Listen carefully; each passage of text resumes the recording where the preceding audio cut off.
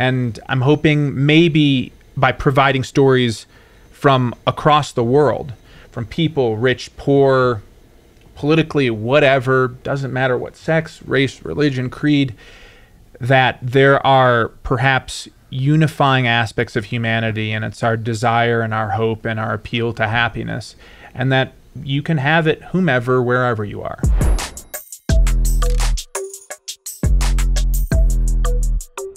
Here we are, ladies and gentlemen.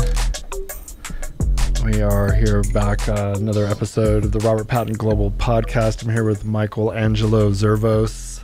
He's a world traveler. To be. Yeah, to be. Not quite. Filmmaker, yeah. Yeah. I'll take that claim.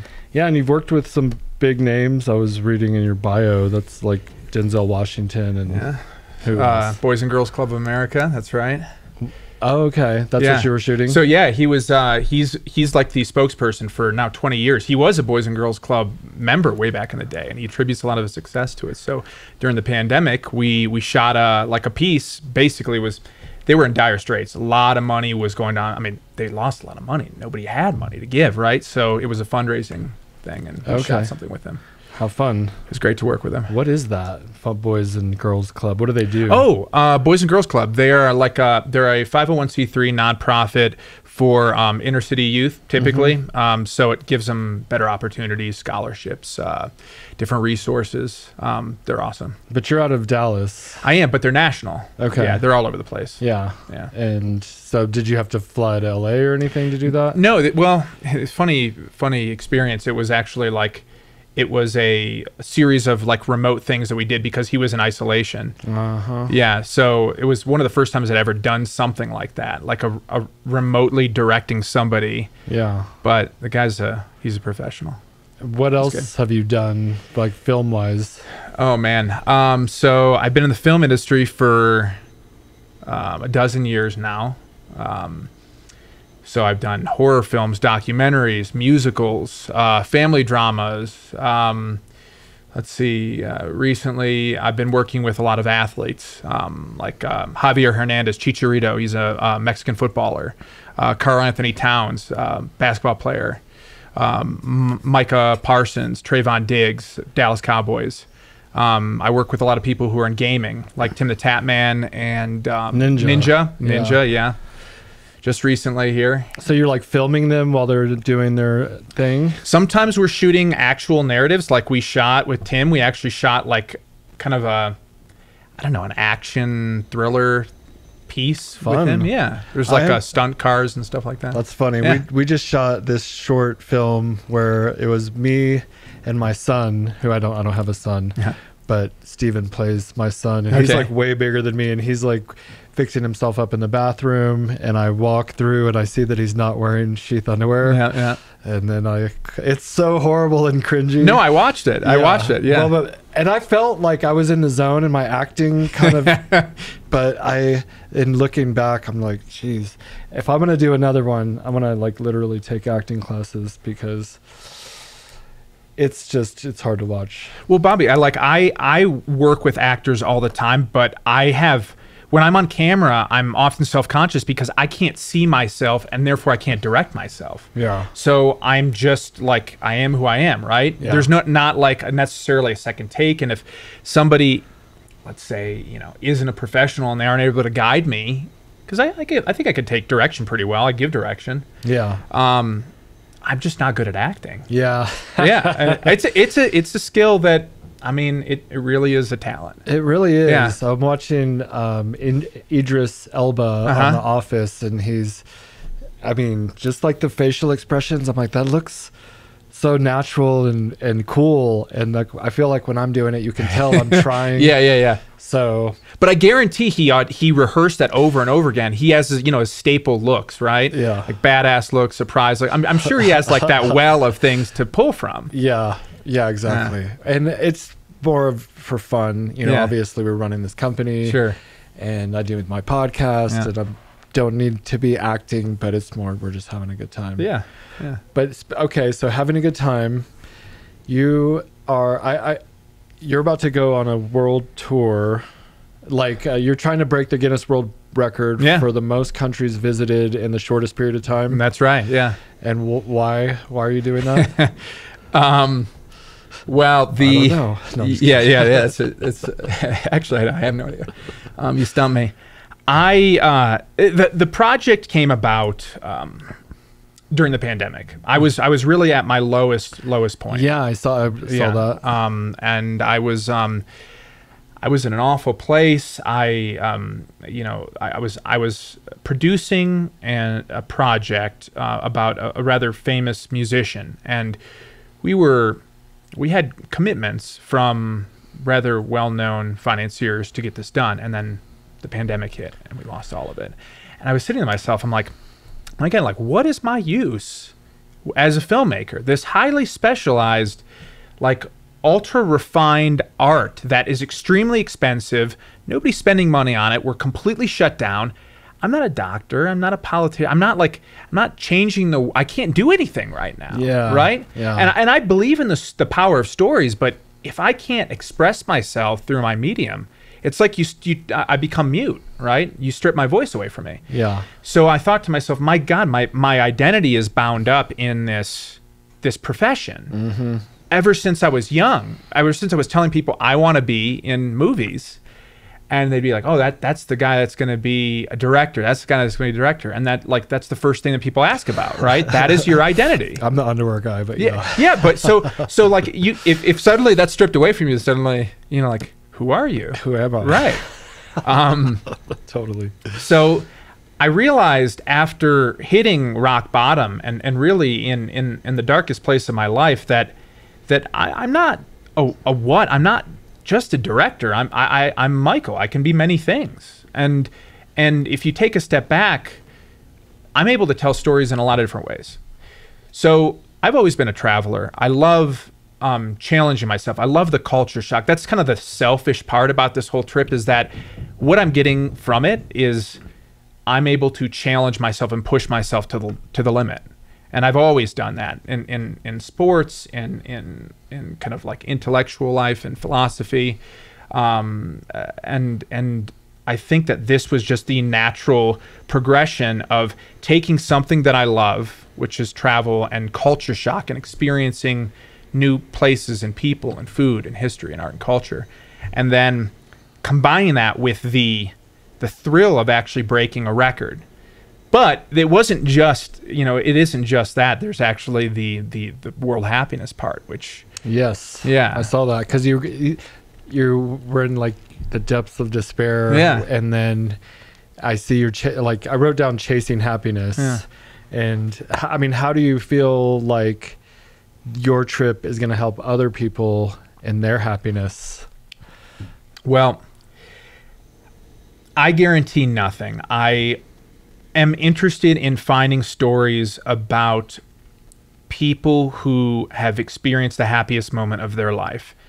And in so doing, I'm hoping that I can remind other people who are experiencing or maybe now or in the future will experience a difficult time like me, reminding them that life is incredible and beautiful and it's worth living. And sometimes it's really hard to have that perspective when you are at the bottom, when you are in the depths and the darkness. And when you're in depression, you kind of feel like you're in like a glass box, right? Like nothing gets through. You can see out, but you can't feel anything. There's no human interaction allowed. The empathy is just cut. It's just, everything is just flatlined, apathetic. You want to reach out, you want to have connection, and you can't. And I'm hoping maybe by providing stories from across the world, from people, rich, poor, politically, whatever, doesn't matter what sex, race, religion, creed, that there are perhaps unifying aspects of humanity, and it's our desire and our hope and our appeal to happiness, and that you can have it whomever, wherever you are. Happiness? Yeah. Yeah, I was watching something, reading something, and it was like, the decisions you make now are setting yourself up for future happiness. I mean, so you're not just going to necessarily be happy all the time, but you can set yourself up to be in a position where you're more likely to experience the happiness by, if you make a bunch of poor decisions and you wind yourself up in jail or something, you're going to be less happy. But if you set yourself up where you pick the right partner, you pick the right profession and work hard, and you have discipline. Jocko Willink said, you know, discipline equals freedom. Yeah. I think he said that. Yeah. And freedom could be a part of happiness. Yes. You know, the freedom to just be yourself. Were you like alone during the pandemic? Did you have family or I was kind of stuck, for lack of a better word, in Atlanta, which is, I moved. I was living in Dallas, and I moved to Atlanta to get back to making feature films. Yeah, they have a big industry there. Yeah, the biggest in the. I mean, they're shooting more there than anywhere else in North America. Okay. Yeah, they have a very, very generous tax incentive there. Nice. And it's been there for a while. But yeah, so I moved there, and it was really at the worst possible time, like right before the pandemic. Yeah. And so I knew a lot of people there, but nobody wanted to come out. No one wanted to go out. Right. I mean, a lot of the people I knew, there were filmmakers, and they're like, if I get this, my project's going to be done. I'm going to get in trouble. And there was this really, I don't know if you experienced it over here, but like this stigma of if you got it, you were being irresponsible. Yeah. Even though I know like some of the safe, quote, safest people that were like in their home or doing like wearing masks all the time, they're still getting it, right? Yeah. But yeah, I knew people out there. There were some people who were willing to, you know, hang out but I spent a lot of time by myself and a lot of time in contemplation, a lot of time thinking, and that can be good, but it can also, yeah, too much could be bad. Yeah. It was weird because I didn't get it for like a year and a half. Yeah. And I was like, I must be immune to it. Yeah. And then my wife got it finally. Yeah. And then I was sleeping with her for 3 days before we knew what it was. Sure. And so I was like, well, I guess if I'm going to get it, I'm going to get it. So I just kept sleeping next to her, and I didn't get it. She got better. But then about like 6 months later, I had my team fly in for a film shoot we were doing at the Colorado Springs Switchbacks soccer football stadium. Yeah. And super cool. But one of them had COVID, and we didn't know. He was just like, he was feeling tired. He was kind of under the weather. We did the shoot, and it went really well. But I was exposed, and then we took him to the airport, and I still didn't know anything. Like, it just didn't register like he had COVID. Yeah. I go out. I drove to Vail to fight. It was like LFA, Legacy Fighting Alliance. Yeah. And I took a group of people because we sponsored the event, and they give us like these front row seats, and I get to take 8 people. And every time they come to Colorado, I take a group with me. We decided to get an Airbnb. We stayed the night there, but I did not sleep. I cannot sleep. In general, I have a hard time sleeping, but away from home, you know, with a group, whatever, I didn't sleep the whole night. So I was like awake at 6 a.m. I decided to leave, and I'm driving back here. And as I'm driving back, I'm like, oh, it was just like I had a really bad hangover. Yeah. And I called my wife, and I told her, and I got home, but the thing that I think happened was just no sleep. Nah. You know, like, because your immune system should fight these things off. Sure. And typically it does. But it caught me in a vulnerable moment, and I had ivermectin. Bleep that out, maybe. Yeah. Just kidding. But I had stopped taking it because I don't know how much you've looked into that at all. Have you looked into ivermectin? A little bit, yeah. I mean, it's like a prophylactic. So it's just like a preventative. Sure. And I was taking it every week for 6 months, and then I just got complacent. I was like, yeah, it's over. COVID's over. And so I stopped, and then that whole whirlwind, and it sucked. It was bad for you? It was it was like that hangover feeling, like, for a few days, like 3 days. I went out and like laid in the sun, and I'm just like a zombie. But now I was, you know, there's like a new strain coming back. Yeah, and that's what I'm hearing. Yeah, and we know someone that got it, and I was exposed to her, and I've been testing myself, and I'm good, and she's already fine. But I think it just boils down to like how well you take care of yourself Yeah. and getting good rest, like try to keep stress to a minimum. Yeah. Which I feel like I'm a walking ball of stress sometimes. So I'm always like, I'm meditating and yoga and workout and breathing and ice baths and fucking saunas, and I'm just trying to like quell any kind of stress. That should counteract. It does. Yeah, right? Oh, it does. Yeah. Yeah. And I did an ice bath this morning and worked out. And Oh man, I love those Yeah. ice baths, yeah. I do cryo for physical therapy for my shoulder.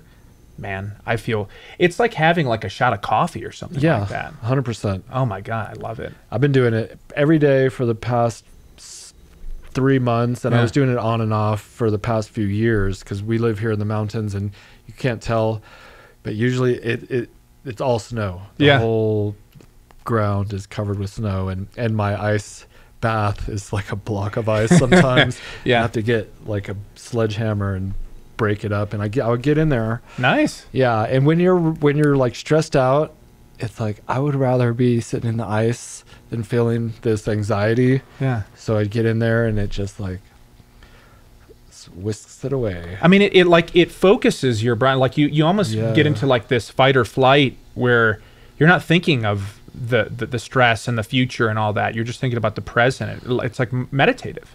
Totally. Yeah. Yeah. It's beautiful. And I meditate twice a day, every day. This whole year, I've been doing that since January because I had gone to this transcendental meditation coach. Oh, really? Yeah. And it was great, but I was only doing it once a day. I was doing it for like 10 minutes. And I went back to him telling him it's not working or whatever. And he just kind of started laughing. And you have to do it 20 minutes a day. I mean, maybe 15 minutes is fine, but twice a day.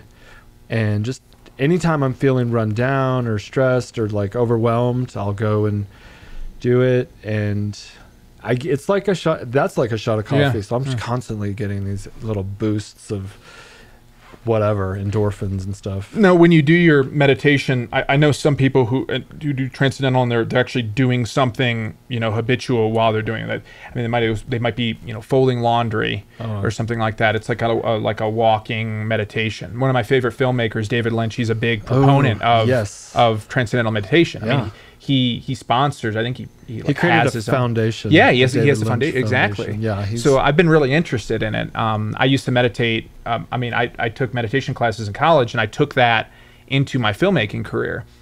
And then somewhere in the middle of my career, I stopped. I think when I moved to New York, which is probably when I needed it the most, and I just stopped meditating. And because I'm not generally a stressful person, but I stopped then, and I don't know. I'd like to get back to it. I've always been told you shouldn't force it. It needs to be part of your habit, and you need to. I mean, you can start slowly, and you can build into it. Like let's say 1 day a week, and then 2 days a week, and that's kind of how I did 5 minutes. it. Yeah, sure. Right. Yeah. And then you work up to more and more and more. Yeah. I mean, I was doing like 20 to 25 minutes a day in the morning. Like even if I was waking up very early to work out, or if I was like going to film set or something and prepare me for the day. Yeah. Yeah. I was doing it upwards to 40 minutes a session 3 times a day. Wow. For a little while. Now I feel like I told my wife, I'm meditated out. I'm good. Yeah. Yeah. Now I'm doing like 15 minutes, maybe 20 minutes. It depends because my life is up and down. And so depending on what's going on, I'll meditate more or less. See, Bobby, I think that we are in a world where it's tough to find quietude. Like everything around us is begging, demanding, forcing our attention. Yeah. Right?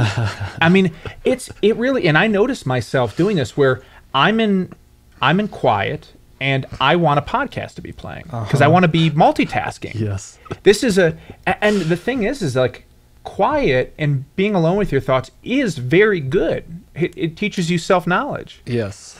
And if you're listening to other people, and podcasts are great. We're on one right now. I mean, I listen to them all the time. I love books on tape. I love like audio lectures and all that sort of stuff.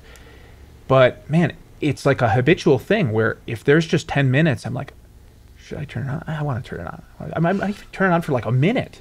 Dude, I was going up the stairs the other day and I didn't have my phone. Yeah. And I'm like, I walked back down the stairs, got my phone, turned on a podcast so that I could walk back upstairs. That's right. You turn it on so you can keep on moving throughout the day. Yeah. And it feels like you're not being productive. Even if you're folding laundry, if you're doing something, some minutia, cleaning dishes or something like that, if you're not multitasking, I don't know. It's like these life hack people where they're like, life's a grind. You got to be extremely efficient. And it's a double-edged sword because how much do they really know themselves? Yeah. You know, how long can they really be by themselves? And when the shit hits the fan and they experience tumult in their life, suddenly they're like, how do I handle this? Just white noise? Can you really do that? Yeah.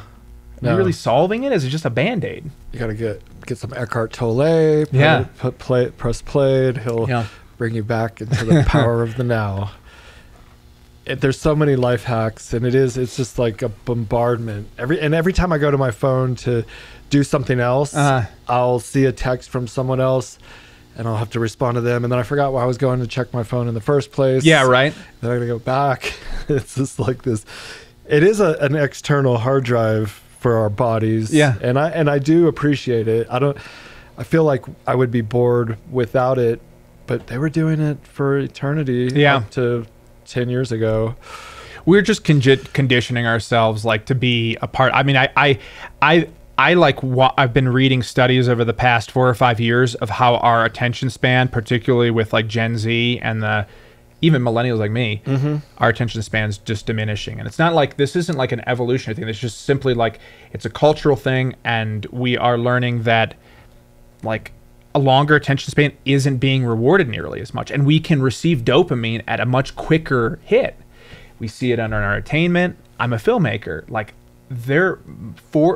you've got like 2 different philosophies here with filmmaking. It's like, we got to make the cuts quicker, the action sequences quicker. And then you've got the other side of things where it's like a 3-hour movie or like 10 hours of binging a show, but you're also multitasking along the way. Yeah, I'm checking my phone. Yeah. My wife is constantly, we'll be watching a movie and she's on her phone, and I've gotten used to it because she'll do it even if she picked the movie. But at first I was like, you just don't like the movie that I picked or whatever. But she just, and I hear that from other podcasters. Yeah. And their girlfriends and they're like, it is just it's comfort. Yeah. Anytime there's anything, you're like, oh, I'll just check my phone. Yeah, a nervous tick or something. I went to a screening of the movie, the Blade Runner sequel, and the cinematographer was there, Roger Deakins, incredible, legendary cinematographer. He's about 70 years old, and it was great to meet him. And I got to ask him a question. I asked, how has social media been affecting filmmaking? And I told him the story about, I'm reading studies of how the attention spans of Gen Z are diminishing, and they are requiring less and less, like shorter and shorter content hits to please them. And then on the other hand, I told him a story that I read in like a Playboy article about Stanley Kubrick way back when. He would get these football, like Super Bowl recordings on tape and ship it from America overseas to London where he lived. And he loved to watch the commercials because he used to say the commercials are storytelling distilled into 30 or 60-second chunks. There's no fat, there's no waste. I mean, granted, this is coming from somebody who made 2001, which is a really long-ass movie, right? And there's a lot of like, I love the movie, but Space Odyssey? Yeah, Space Odyssey. Yeah. Long movie. Barry Lyndon, long movie. Eyes Wide Shut, long movie. But he said that. So I asked him this question, and he's like, listen, I think he thought that that film is going to, these like 3-hour movies are going to go the way of like opera, where it's becoming a more and more of a niche audience that requires more of an artistic language, a specialized language that is going to exclude younger generations. So people like him who love, beautiful works of art that are going to be 3 hours long or 2.5 hours long, it's going to like naturally weed out people who just can't handle it. It's going to be immediately a killer of their inclination to even go to the movies to watch a movie that long. I had a thought recently about movies, and because I love movies, and I'll see like an old movie like Heat came on not too long ago. Yeah, actually, great one. Yeah, little long, yeah, but good. Sure. And I watched it because I have a short attention span also, but that was just one of those throwbacks that I wanted to watch again. But what I was thinking was that if they like reproduce it and cut it into little fucking 30-minute chunks, then I feel like I would be more willing to watch old movies again for whatever reason, because of the attention span thing. And Andrew Schultz is a comedian who kind of like took that idea and ran with it, and he would do like an hour special but release it in 10-minute clips, and then you end up watching more than an hour because you have the choice to whether you want to stay or go. There's some kind of weird psychological aspect to these shorter chunks of entertainment, but then you end up binging. Like we're watching Naked and Afraid, and we watched like 5 hours of Naked and Afraid, where I wouldn't commit myself to watching a 5-hour movie or something like that. Yeah, right. Yeah. And it's funny how that works, right? Yeah. You're studying stuff. You're talking about reading and you're studying kind of like how to keep people's attention and always, we always have to do that. I mean, in film, film is different than social media in the sense that you've got a captive audience, right? People pay to go see the movie, and hopefully they're not on their phone while they're watching the movie, right? It's still taboo, I think. Yeah. I mean, I'm seeing some of that, and I see articles sometimes like questioning whether the movie theater is still sacred in that way. People pulling out movies and recording it, and who knows? But for the most part, it is. I mean, we have a little movie theater here, and my wife pulls it out, and I'm like I'm like, hey, chill, like, but for the most part, nobody's pulling their phones out yet. Yeah. Still, I think it's still relatively sacred. But I was at the like Avatar 2 movie recently, and there was like a kid and his girlfriend who got like they pulled the seats back and reclined. They pulled the armrest back. They put like a bed down, and they were just sitting there cuddling. And they had their phone out. They were talking. And halfway the movie, I'm just like, shut the fuck up. Oh, can I swear? Am I allowed? Yeah, okay. I'm like, shut the fuck up. I look at them, and they didn't even know what to do. Like, they thought that this was like normal behavior. Yeah. And they were like really meek and cooperative after that, and they did not say a word after that. But I felt like I was pretty tolerant up at that point. It was halfway through the movie. So I guess it does happen sometimes. Yeah. I mean, you're going to find outliers. But it's so far so good in our little theater here. Right. So what we were saying, like the difference between like film and social, it's like somebody pays to go see a movie and they want to get their money's worth. So they're not going to generally not going to walk out. They're going to stick with it. They're going to watch it. And you don't have to worry about constantly hooking them over and over again in the movie. I mean, you do want the flow and the pacing of the movie to be right. You don't want your movie to be considered boring, right? And the drama to unfold in a particular way. But it's different than having, Instagram where you can just continue to scroll and there's no commitment at all. You haven't paid anything. You haven't really committed a whole lot more than maybe like a minute of your time. You don't like it, you move on. You keep on going. So in that world, we have to play this game where we're hooking every 10 or 15 seconds. And that's like, what I've been doing now recently is kind of learning how social works and how we can kind of transpose some of the storytelling in film to social. And honestly, it doesn't always work. It doesn't often work. I'm seeing, I hope I'm not cutting No, go ahead.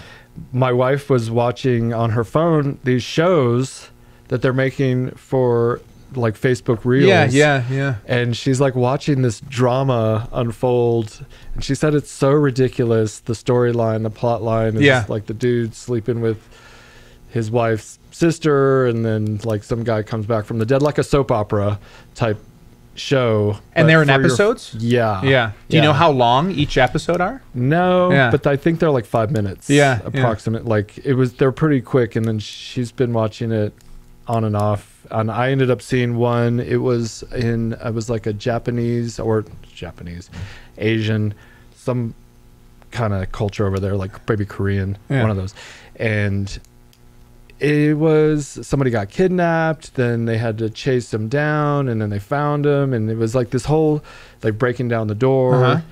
I'm surprised I'm remembering it because it was so quick, but I was like, okay, I guess this is happening. They're like trying to bring television onto your phone, like TV shows or what, like movies and stuff. But even in that case, you know, if it's a 5-minute episode, you have to keep people going at the 5-minute mark. Like, you want to be able to create, in episodics, we have, let's say, ending on a cliffhanger or keeping people's interest throughout the entire series. So you're creating these very, very short arcs that kind of hit at the very end, and you're left wanting more, just like you would do in like a 30-minute episode. Yeah. But you just have to do it in a tighter sequence. Yeah. But since you're not paying for it, you need to make it so like lurid and over the top and ridiculous. I mean, like, something has to happen every 1 minute. Yeah. Like, this guy's over here sleeping with this person. Suddenly some guy gets killed, and then that guy's running out naked and fighting somebody. I mean, like, it needs to be so unrealistic and like over the top and soapy. Yeah. And you're like, what have I watched? Yeah. It's trash. Yeah. Yes. So you're about to embark on this trip. That's right. The world tour. Yeah. I keep calling it a world tour. Yeah, that's right. But so are you you're gonna document it in a way? Is it gonna be a movie? Are you gonna just be doing it on social? Both? You know, the immediate temptation was some type of movie at the end, a documentary, an episodic, or whatever it is. That was kind of my initial thought. I'm just like, you know what? I'm so sick and tired of having to pitch this to other people. I want the power to be in my hands right here. I want to make exactly what I want to make. I want the creative to be in my hands. And I don't want to have to worry about like other people telling me how to do this. I had just gotten out of the rut of like losing financing for the last film. And trust me, like, I've raised money for movies. It takes a lot of time. It's arduous. You have to bend backwards for people. You always have the final cut. So with this, I'm like, all right, this isn't going to be a film. I'm going to take a step back, and I'm going to use social, because in this case, I want this to maximize its reach, and I want it to hit a younger audience who I know is suffering from depression a whole lot more in an outsourced way. And I think I'm going to be able to, they're going to access this material a lot easier if I just make it free, make it accessible, and make it direct to their social medias. So I decided, instead of shooting normal, you know, widescreen, 16:9, HD, whatever that aspect ratio is that I might shoot for a film, I'm going to flip it 9:16. I'm going to shoot it vertically, which is typically sacrosanct, like it's terrible. Like this is usually like heresy for a filmmaker. But a good story is a good story. Yeah. Yeah. And this is the new direction of media, is the long form. I mean, like, whatever you called it. Yeah, 9:16. Yeah. So, and you know, you see it more and more when you're watching a show and they'll like do a clip from someone's phone. Yeah. And it's like, okay, I mean, that's pretty normal at this point. I think so. Yeah. So, you know, there's no reason to fight it. I'll be binge watching, like, let's see, there was this one, like, it was a show about a podcast that they made about a murderer. Yeah. And he, like, his confessions of a murderer or something like that. And it's real? Like, it's a real? No. Okay. No, that's what got me. Oh, okay. Because I was like, oh, this is interesting. Yeah. It was like just a teledrama. Yeah. But at the end of every show, they seem to figure out a way to like hook you. Yeah. I gotta see what's gonna happen next, because it's like a cliffhanger. Sure. And everyone is familiar with that. But I love it and I hate it, because it's like, I want to just be done and now I got to watch another show. Yeah. But as a filmmaker, you know, you kind of have to probably be thinking about that each time you end something. You know, you want to have it to where they're going to want to come back for more. Yeah. I don't know if you think about that. I mean, really, I mean, yes, all the time. If I don't do a lot of TV, you know, episodics and stuff like that. I've done serialized stuff, and in that case, yes, there has to be a reason why you're coming back if you're making episodics. But you know, with this particular project, the way I see it, the way you got the theme of this project is happiness. Yes. It's the heart and soul of it, if you will. And that's the thing that I'm hoping will outlast the record. The record will be broken 2 years, 5 years down the road, whatever it is, you know, however long it takes, somebody will come and break the record, just like I will break the previous person's record. But what will outlast this is the theme of happiness. Mm-hmm. But I think that the presentation has to be right too. And the way I'm presenting this is through this plot, this thing that's driving us forward, like will he or will he not make the record, right? Yes. Yeah. So you've got the race against time, but then you've also got the thing that will stick around, that will make it evergreen, which is really that single question I'm asking to everybody all over the world, which is, what is the happiest moment of your life? Ooh, I like that. Yeah, that is the one question I'm asking. I'm not asking anything else. I'm not making it difficult for anyone. I'm not making it difficult for myself, because remember, there's a language barrier for 195 countries that I'm going to have. So that's it. And what you're going to see in the end is 195 different places times 2, because I'm interviewing 2 people per place or more, selecting 2 people. And then you'll see that in my Instagram reel, in my TikTok reel, and like there'll be representation from each country, people answering that story. Yeah. And I hope that will outlast, you know. Right. Yeah. Those moments are, well, you can't really capture the moment. You're going to capture them telling the story. Yeah. Which sometimes can bring you back to a moment of happiness. Yeah. And kind of like transcend to the audience, like the emotion. Yeah. Of that experience for them. Oh yeah, Bobby. I auditioned several different questions when I was trying to figure out what's the perfect one. It really had to be the way I saw it. I'm like, I can't ask something too philosophical, because there might be a language barrier, a cultural barrier, and the words that I'm translating might not fit correctly, and it might be too esoteric, and I want it to be accessible to people. Like, what is the meaning of life? And right. Yeah. If I ask people, like, what is happiness, right? Oh, yeah.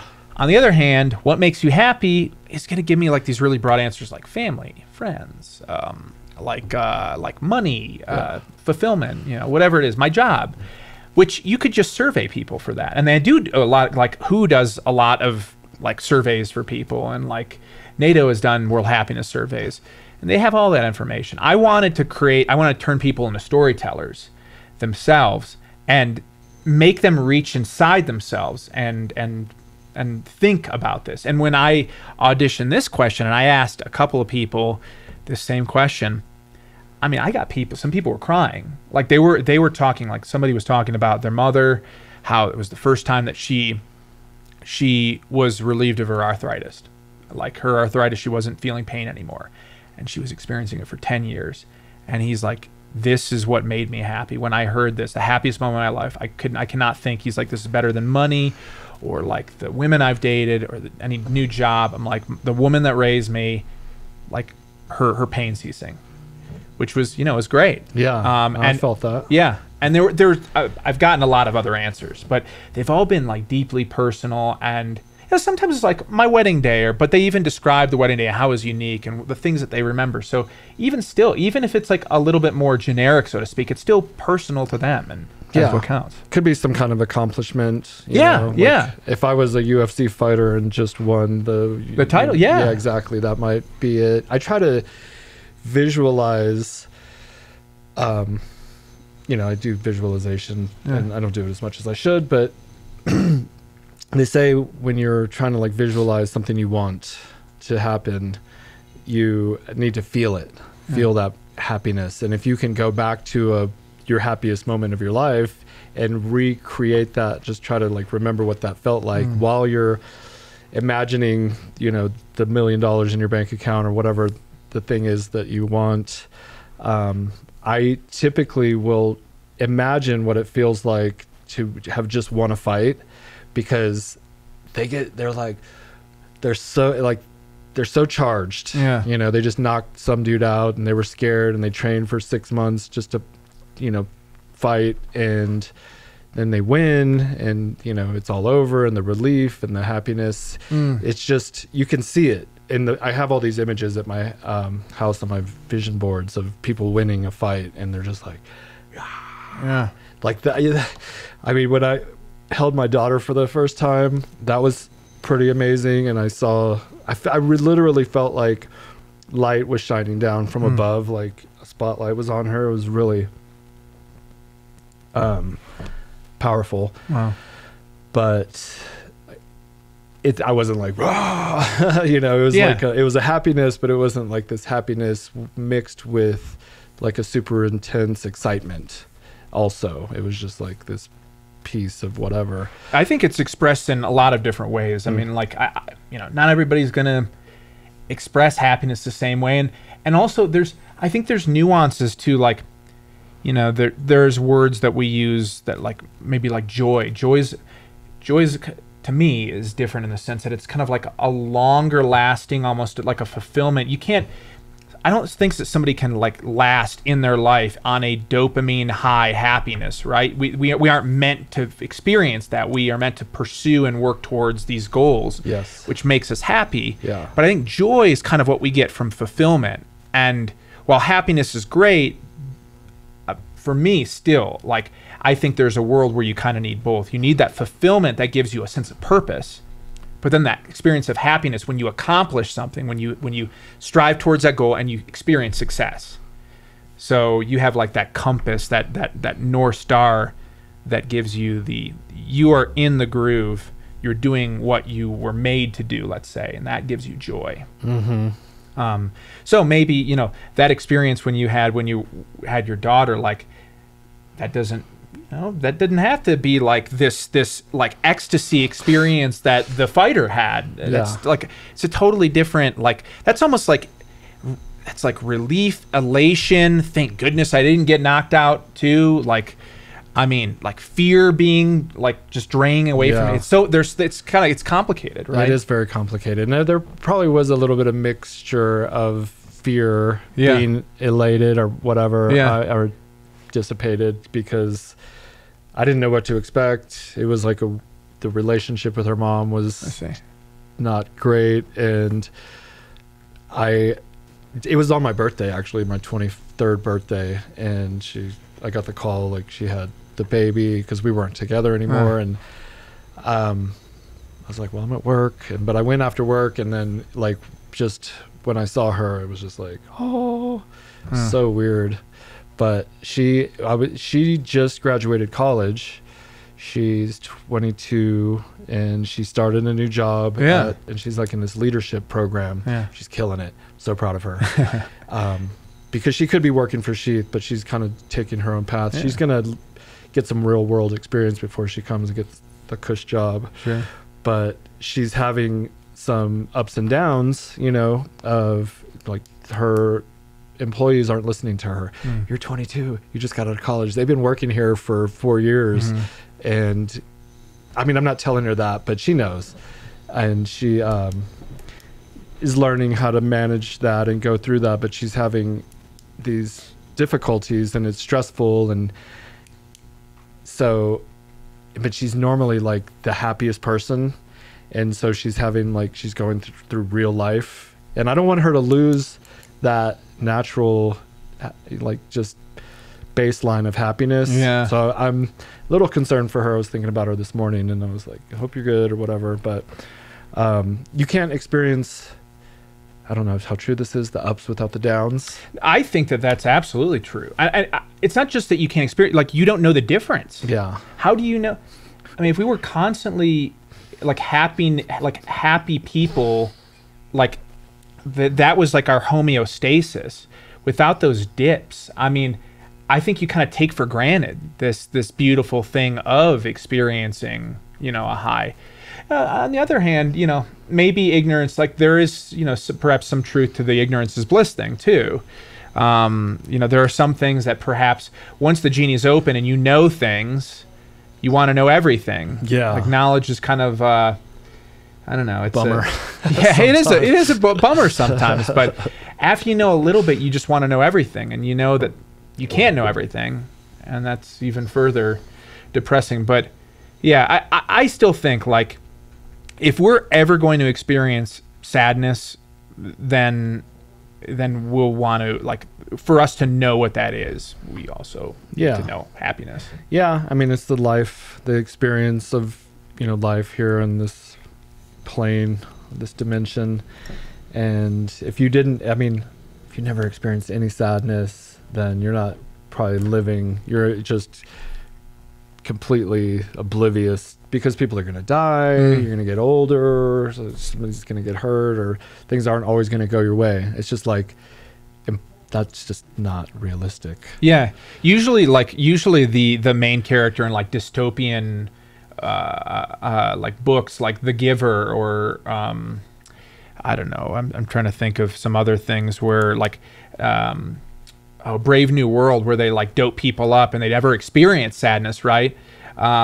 Usually it's like a bad thing when somebody dies and they can actually mourn. They're just like looking at, you know, the person, and it's just like this lifeless husk. And I remember, you know, usually in those books that there's like this turning point where either they what is it, Soma in Brave New World, where they finally get Is that Aldous Huxley? Or Aldous Huxley, yeah. Okay. Yeah, that's Aldous Huxley. I thought I read that, but I thought that was like, I might be mixing it up with the book where he talks about they're taking like mushrooms and stuff sometimes, and then they encourage the younger generation to like experiment with sex and stuff. That's it. That's it. Yeah. Yeah, okay. That's it. Okay.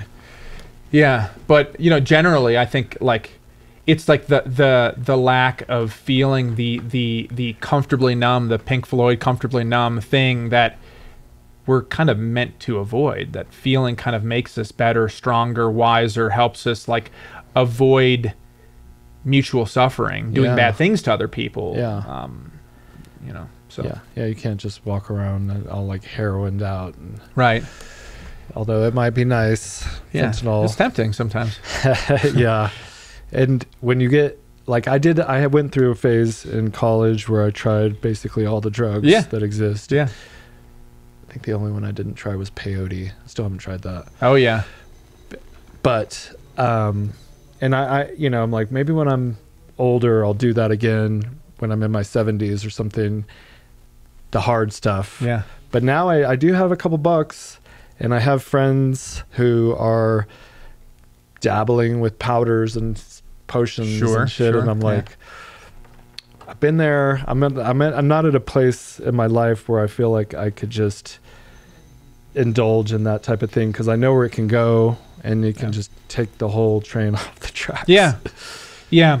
Yeah. There's the you know, the actual like adventure trip experience, opening up Pandora's box that can happen when you're using even like what I think is like medicinal drugs of that nature, you know, LSD, ketamine, mushrooms, and all that, right? And then on the other side, you've got the stigma behind it. Like, you as a business owner, you might not give a shit, right? It might be like, I don't care if I'm blacklisted or blackballed by this, that, and the other person, right?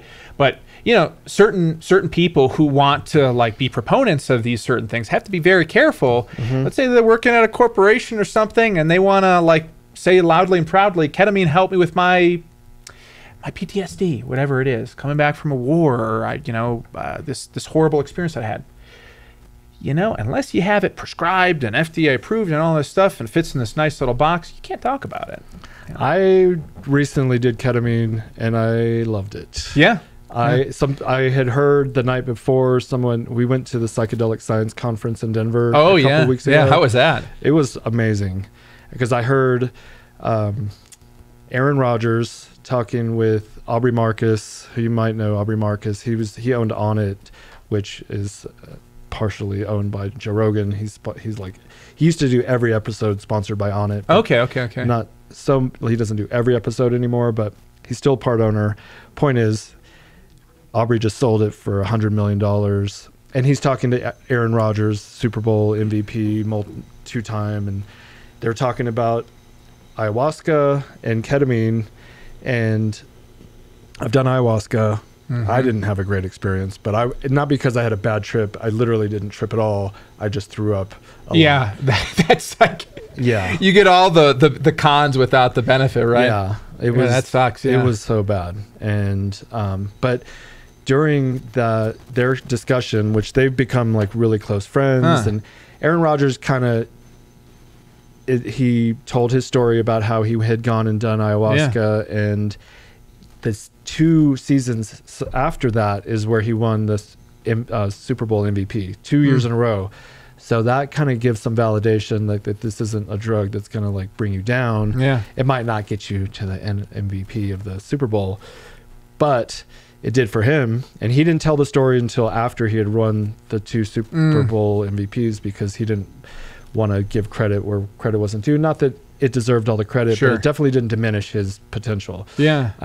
So that was interesting, hearing someone of that stature talking about that. It Is really interesting. Yeah. And it's beneficial to its case. Yeah, absolutely. And then Aubrey was telling his story about he's done all the MAO, DMTs and all these things, and like to the point where it's like too much. And I think there is like a limit, like, okay, dude, you're doing it like all the time, so it must not really be healing you that much if you have to keep doing it over and over again. Yeah, that's an interesting. I was thinking about this, like, in entertainment, in the film industry, we have kind of like escapism films, like Marvel movies, right? They're popcorn movies that really help you take you out of your problems, make you feel bigger than you are, better than you are. Just my shirt. Yeah, Superman. Yeah, exactly. I love superheroes. But there's also like those sorts of like movies that makes you just feel good. You walk out, right? And then there's other movies where it's like it's not going to make you feel good, but it, like good art, it will challenge you, the way you think, the way you act. That's my okay. Yeah. Likewise, I think with drugs, you've got the ability to use it as escapism. Like, MDMA can both help people with anxiety, PTSD, and they have clinical trials they're working on. Like, there's a lot of promise there. I know somebody that's actually working with soldiers right now and doing controlled doses of ketamine and an MDMA and mushrooms, nice, along with art therapy. Really cool. Ooh, yeah, she's cool. a veteran of I think 6-7 years, and yeah, she did. And it's really cool what she does. And anyways, so she does that, and she's partnered with a college that's actually legitimizing it and providing like safe drugs and administering this to soldiers, and it's extremely effective. Like 30 or 40% more effective than just going through like cognitive behavioral therapy, psychoanalysis, meditation. Now they're doing that in tandem with it, but they're using other things to break through, to unlock things, to kind of reshift neurons within the brain. And so you've got that, right? But that's like, you can also go the escapist route where you're using it day by day by day, and you're losing grasp of reality. Yeah. It's becoming, that's when the drugs own you rather than you owning the medicine. Using the tool the way responsibly, right? With intention. Yeah, with intention. Somebody, I brought this repetitive use of psychedelics issue up with multiple people, and because a funny analogy that was I got the response like, well, because I say, if it works, how come you have to keep doing it? And then he was like, well, brushing your teeth works. Yes, the medical routine, like the maintenance, right? Yeah, maintenance. And I could see, and it registered. It's just like, how frequent are you needing to do it? If it's every weekend, that's probably problematic. But brushing your teeth does not put you in a vegetative state like DMT does, right? No. Or like a K-hole like ketamine. Yes. I think that's a false analogy. Yeah, I know. Yeah. I thought it was funny. Yeah. You've done ketamine then, or can you talk about that? Well, seeing as though this will be released after I leave my employer, I could probably talk about some of my experiences. Yeah, but I have, yes, ketamine. I have experienced that, and ketamine and mushrooms mushrooms were one of the reasons why I was able to get out of the deep dark pit of a suicidal depression that I was in. Wow. Like, I had a moment that I don't think is very common for people, this sort of like hallelujah epiphany moment. Yes, tell me. It was actually, I haven't told this story like publicly. There's some people that know this like that this happened, some close friends, right?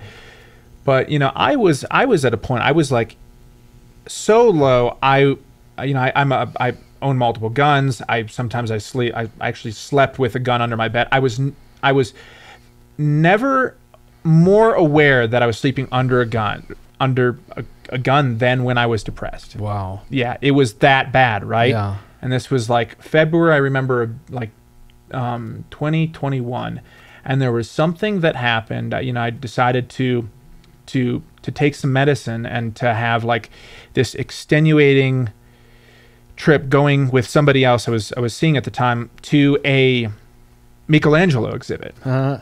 It was like a Sistine Chapel exhibit where you could see the chapel instead of being, 20 or 30 feet above you like you would normally see in the Sistine Chapel, you would see it much lower, so you could see all the images in high res up close.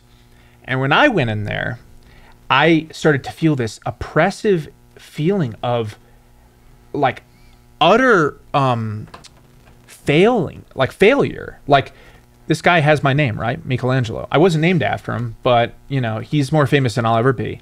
And he did this incredible work by the age of 30. And here I am, roughly around the same age. What have I done? Mm-hmm. It made me feel like I had this problem where I'm comparing myself to this great artist, and that can be poisonous to to your mentality. And then the girl I was seeing at the time, she's having this exact opposite experience. She's crying and saying, "This is incredible. This is staggering. This is so beautiful." And I'm weeping because I'm so depressed. Yeah. We're at opposite ends of the spectrum. I begged to leave this place, and I'm sitting outside of the exhibit, and I'm like, I want to go home. I want to go home. This is a bad experience. And she's like, all right, we're going to walk home. And I'm like, we are 5 miles away in Atlanta. We're going to have to walk cross highways. Atlanta's not a walking city at all. Yeah, it could be dangerous. Yeah, it could be dangerous, right? So she's like, no. She took my phone away while I was ordering a Lyft. She actually took it away, and she's like, trust me, we're going to walk this thing. So I walked 5 miles through the weirdest odyssey that I've ever experienced in my life. Great word. Tripping out, Yeah. on a heroic dose of mushrooms. And reliving experiences of the last 10 years of my life. And we finally got to this point in which at the very end, Atlanta, near Atlantic Station in Atlanta, they had this sort of Arc de Triomphe monument. And we got there as soon as the sun was setting, and I saw one of the most staggeringly beautiful sunsets. So beautiful, I just started to tear up. It was almost like it was scripted. And there were some other experiences we had along the way, but I lay down at the end of the night, and I woke up the following day, and these stones that I normally have on my chest, like this weight that I'd have all the time, all the time. It was all gone. Nice. It was all gone for the first time in years. So that's kind of my story of how I like to say that it helped me. I kind of realized along the way that my problems were so insignificant. This idea of comparing myself to other people and thinking that I'm just the director. Like, that's my value. Mm-hmm. It all just kind of dissipated, faded away. You have value. Just being around you, meeting you today, you have a good energy. You're very positive, and thank you. Very surprised because you texted me at 3:40 this morning, my time. Yeah, and you're like, plane's on schedule. We'll be there on time, and so you've been up for a long time. Yeah. And you flew into the wrong airport and then had to drive 2 miles, and then I had you go. That doesn't bode well if I'm traveling all over the world, does it? Well, yeah. If you had a bet, what do you mean? If you had like the trip I'm coming up with, like, I got to get my flights right? Yes, I was thinking that was my wife said that too. She was like, well, he should have known to come, but I should have checked. Yeah, but with all those many hours of traveling, and then you went to the wrong location, which was my fault, and then now you're here, and you were just like bright-eyed and smiling, and so there's something I appreciate it. I mean, I appreciate that anyways. So because people give off an energy sometimes, and it can be negative or positive. My point is, it's all been positive. Well, good. Yeah. Good, yeah. So it's all a small thing, you know.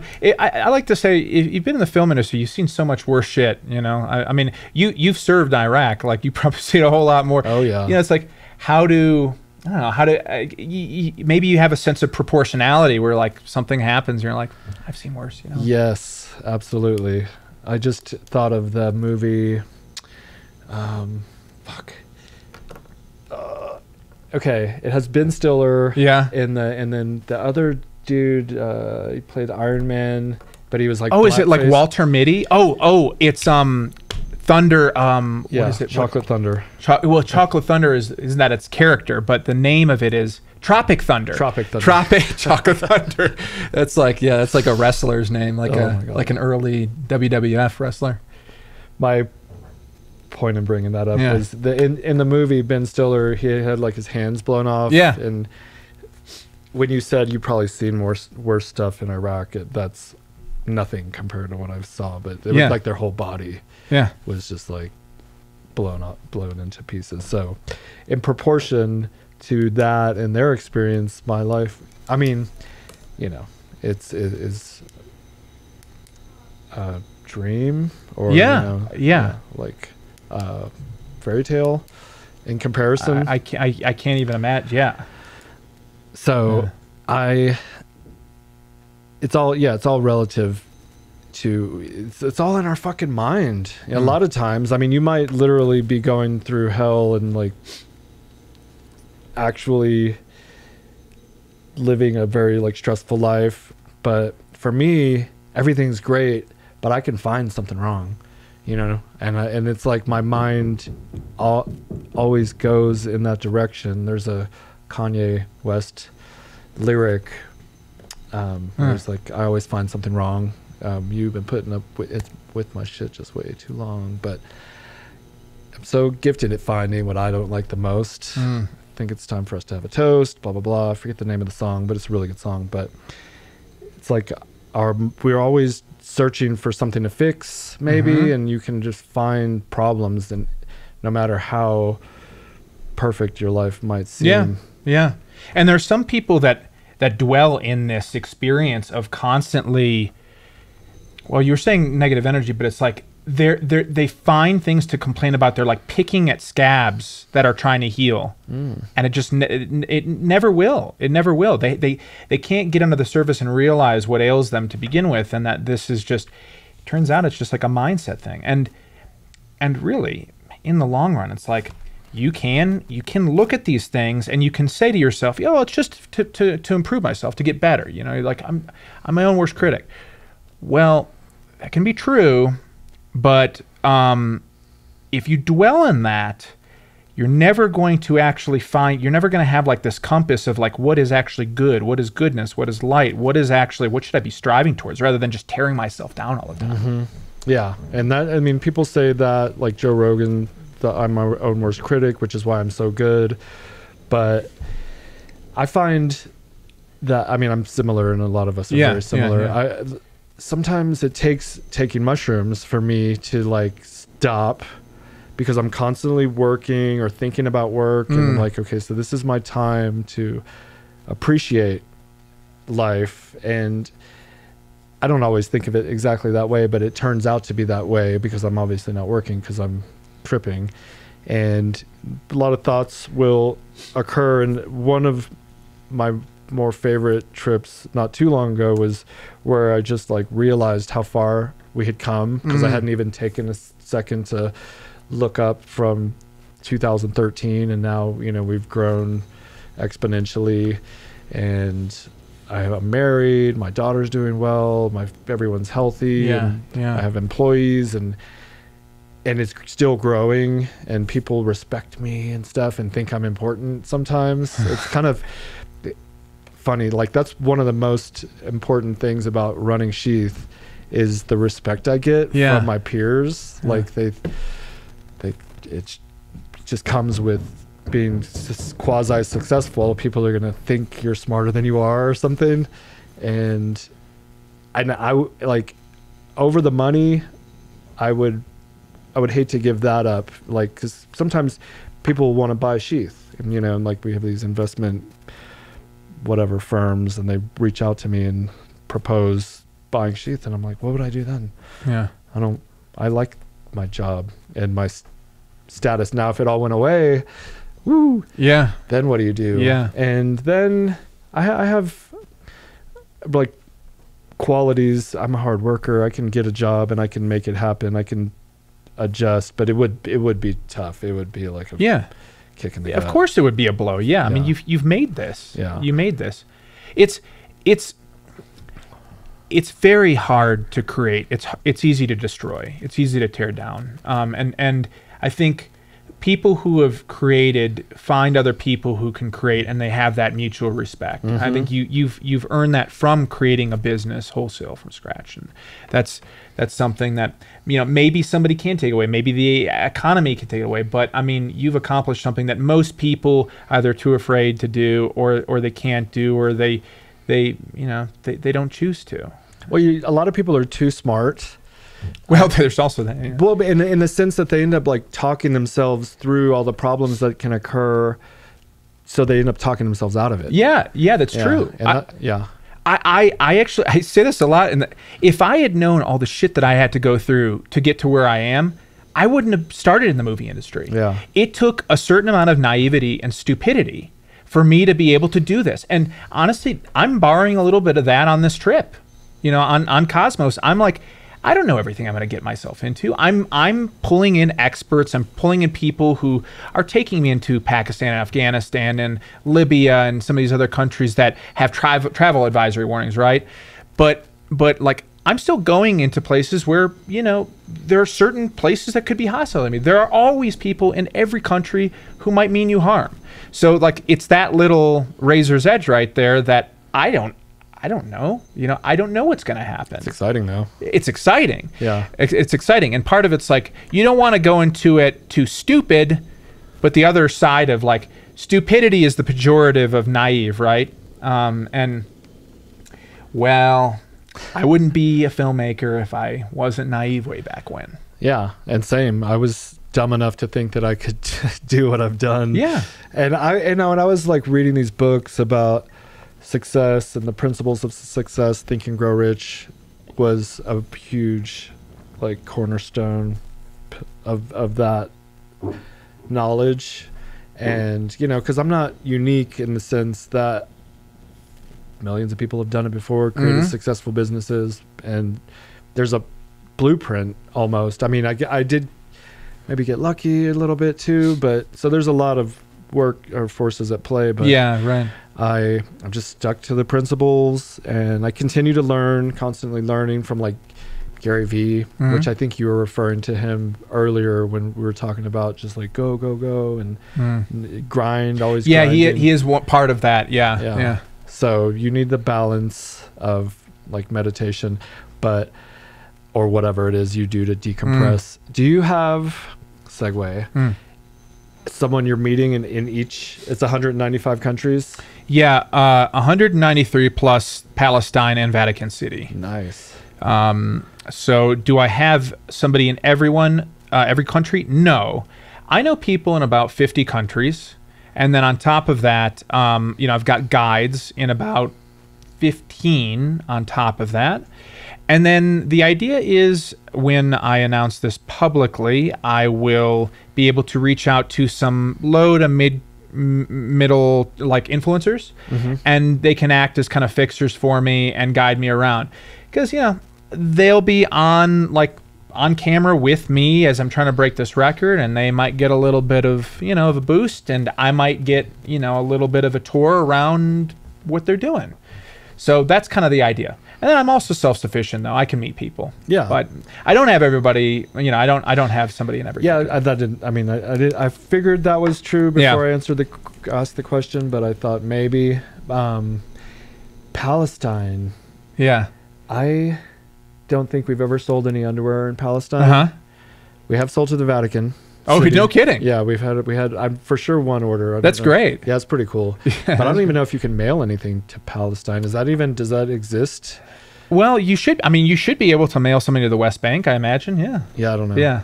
Palestine as a state, that's contentious, but there is a physical place, Gaza, West Bank. So I'm assuming I've addressed this. Yeah. Just a random thought on that note.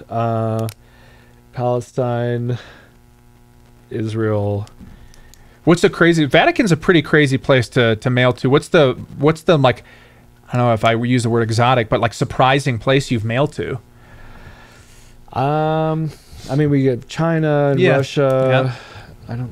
A lot, like all the islands, a lot of like Fiji and like Islands. Pacific Islands, But yeah, I mean, it's like I didn't even know. Sub-Saharan Africa. You get anybody that orders from there? South Africa, but South Africa, No, that's a good question. No, I don't think we've sent to the Sahara or whatever. So what is the Amazon of Africa?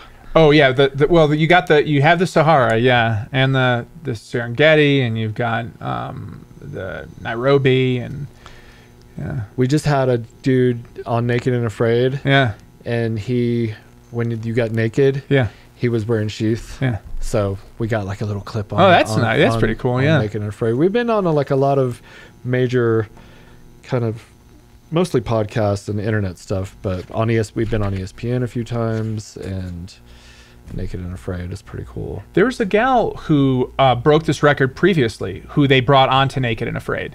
Her name was Cassie DePicole. I don't think she did very well.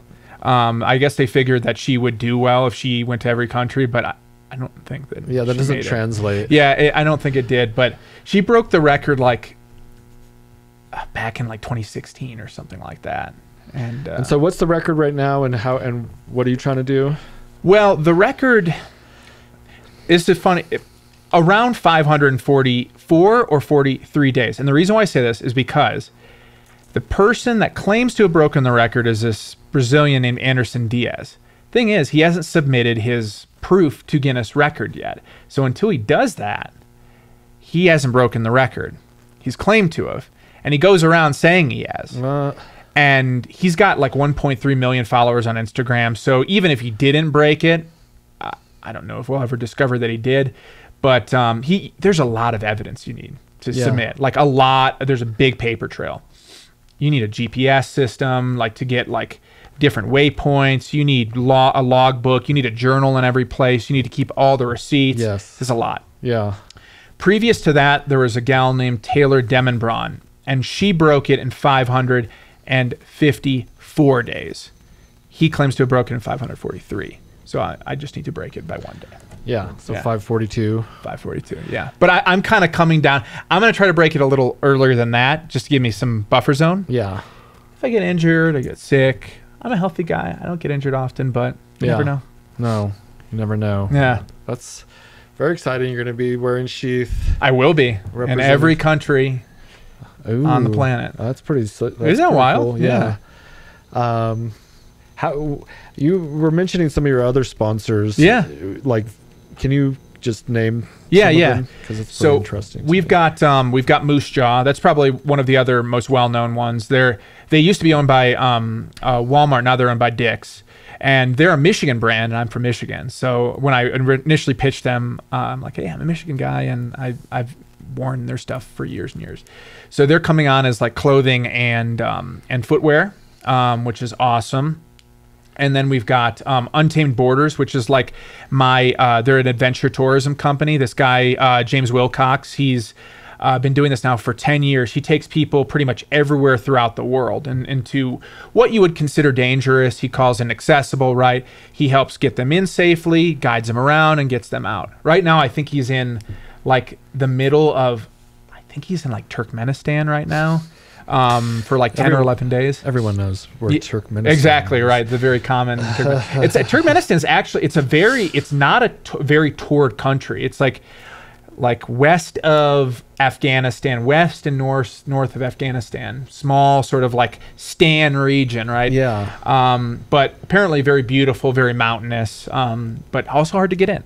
So he helps you get into a lot of these places, and he's helping me get into countries like Somalia, Libya, Sudan, once they stop their civil war. Right now, he's not willing to take me in there, so cross my fingers things get better.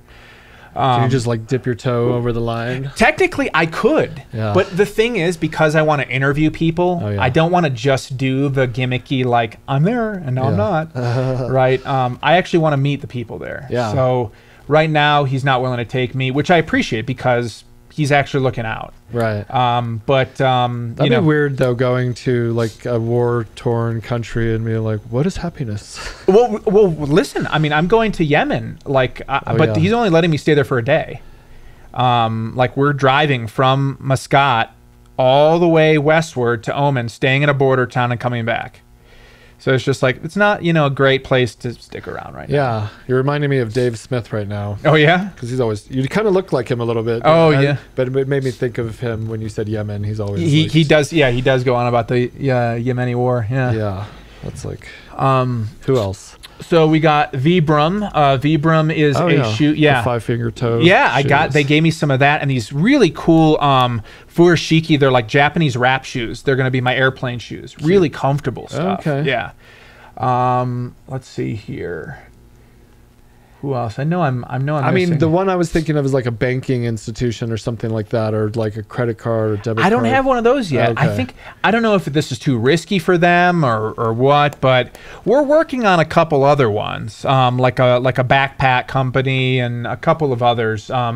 Airlines is a little tricky because you're always taking different airlines. Yep. But we'll work it out. I mean, like this trip is almost all financed now. It's close to being financed. And when does it start again? In January. Okay. Yeah. So I've got some time, and I haven't even announced it yet. Okay. So I think we've got a little bit. You don't mind if we release this like next week or anything? If it's possible after September 4th, because that's when I'm going to announce it publicly. Yeah. Yeah. Good. Anytime after September 4th, more than welcome to. Yeah. Beautiful. Otherwise, my current employer is going to be like, "What? You're a drug addict." Yeah. Well, not only that, but they're going to be like, "Is this your resident? Like, you didn't tell us about?" Yeah. Well, it's to circle back to, we kind of been going where the wind blows, but I was mentioning like how I had taken ketamine and I loved it, and not like to where I do it every. It's not that type of drug. It's like I love to meditate. Mm-hmm. And so if you can do that on ketamine, it's like you get a pretty significant experience. Yeah. I was just going through a lot of mental turmoil when I took it. And what gave me like the permission was that conversation with Aaron Rodgers and Aubrey Marcus. And where Aubrey, he was like, my new favorite concoction is a little bit of weed and ketamine. Yeah. And he would just, go into a state. And he the story he said was, I had just interviewed Robert F. Kennedy Jr. And Aaron Rodgers? No, Aubrey Marcus. Oh, Aubrey Marcus. He has he has a podcast. Yeah. AMP Aubrey Marcus podcast, and he had just interviewed RFK Jr. Yeah. And then he went home and did a session, whatever. And he had this vision that if RFK actually ran, Aubrey would do everything in his power to help him on that course. Sure. And he just had this vision like, and you'll win. If you run, I'll help you, you'll win. And he like texted him, and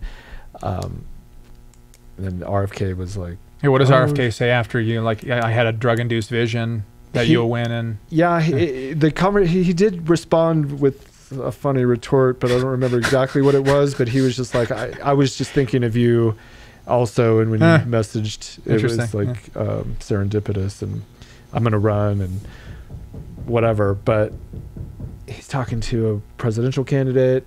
He's taking weed and ketamine.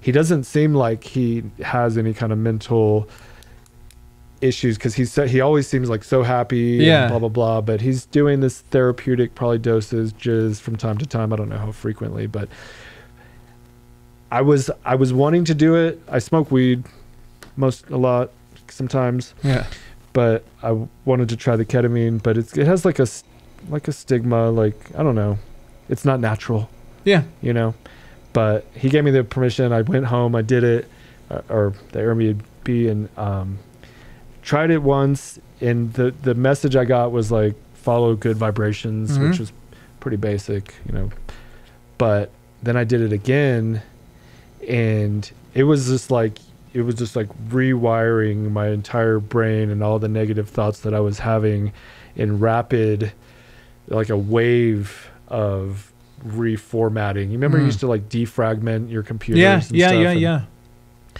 It just defragged and reprogrammed and gave me positive spin on all the negative shit that I was thinking. Yeah, it does. Yeah. I often say, you know, like when you're walking on the beach or, I don't know, in snow or something like that, and you make these footprints and you're going like, let's say the snow's been there for a while, you tend to like step in those footprints over and over again because it's an easy path, right? Likewise, when you have these thoughts, they're kind of habitual heuristics. Really, they're called like they're the typical ways you solve problems, and they're shortcuts, right?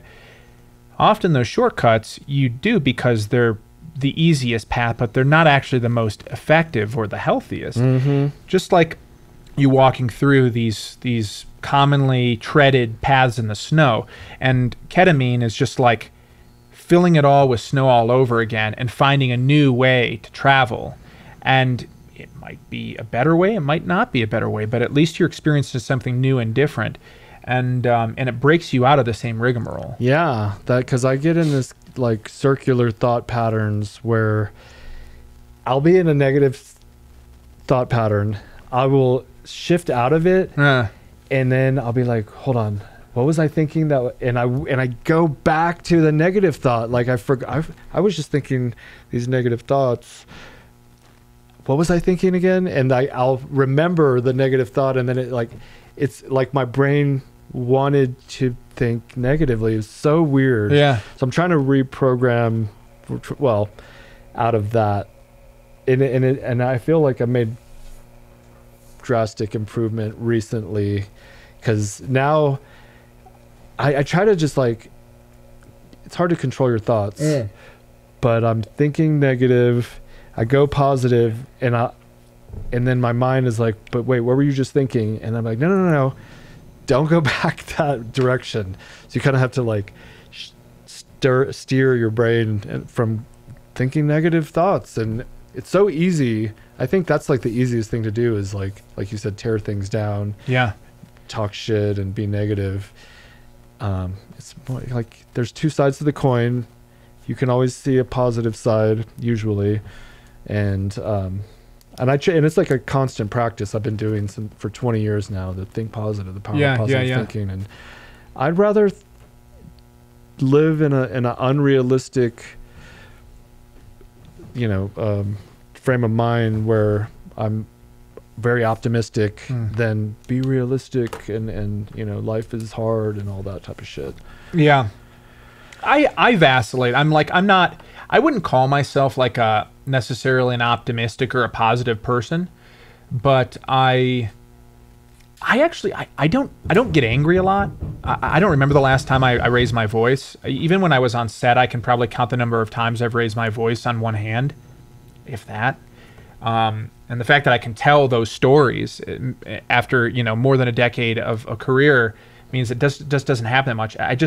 It kind of flows off me, and I don't take it personally, and that way I don't really live like a stressed life or a pessimistic or a cynical life in that regard. But there are some times where if you watch the news or you read something tragic or you experience a piece of art or something, and it comes from a certain truth and tragedy and a struggle, you have empathy for that. And empathy, either you have sympathy, you haven't experienced it before, you have some type of empathy you're trying to draw from and actually feel what they're feeling, the misery that they're feeling. And I think that makes you a more compassionate person.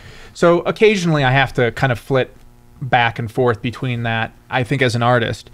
And on the other hand, there's an economist named Schumpeter, and he coined the term creative destruction, which is pretty common. And the idea of that in economics and in entrepreneurship and business, we are trying to make new from old, and that we all kind of work off the backs of I don't know if this was a Newton quote, though. Like standing on the backs of giants. The only way I was able to accomplish this was standing on the shoulders of giants, right?